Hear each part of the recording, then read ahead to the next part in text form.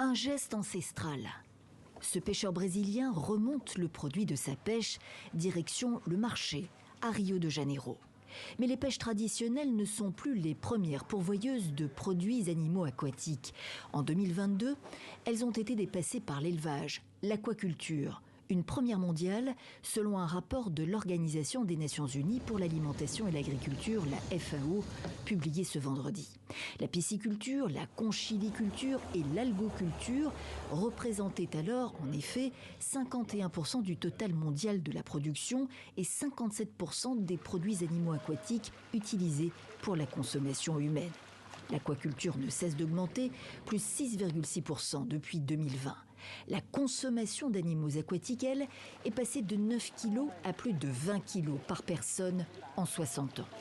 Protéger les océans, impactés eux aussi par le réchauffement climatique, n'en est que plus nécessaire, soulignent scientifiques, experts et responsables politiques réunis au Costa Rica ces jours-ci en préparation de la conférence des Nations Unies pour l'océan prévue dans le sud de la France en juin 2025.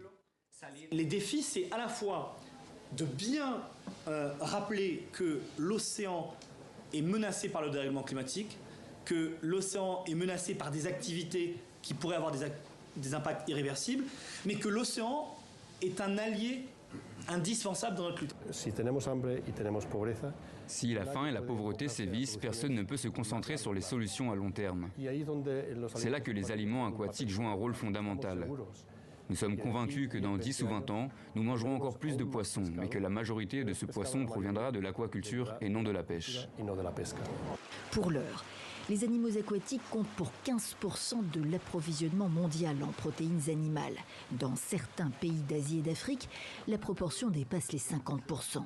Avec la croissance démographique, 8,5 milliards d'individus d'ici 2030 sur Terre et la reconstitution des stocks de poissons en déclin, il est impératif d'investir dans l'aquaculture, souligne la FAO. Objectif, assurer des moyens de subsistance suffisants sans sacrifier, pourrait-on rajouter, la qualité de cette production.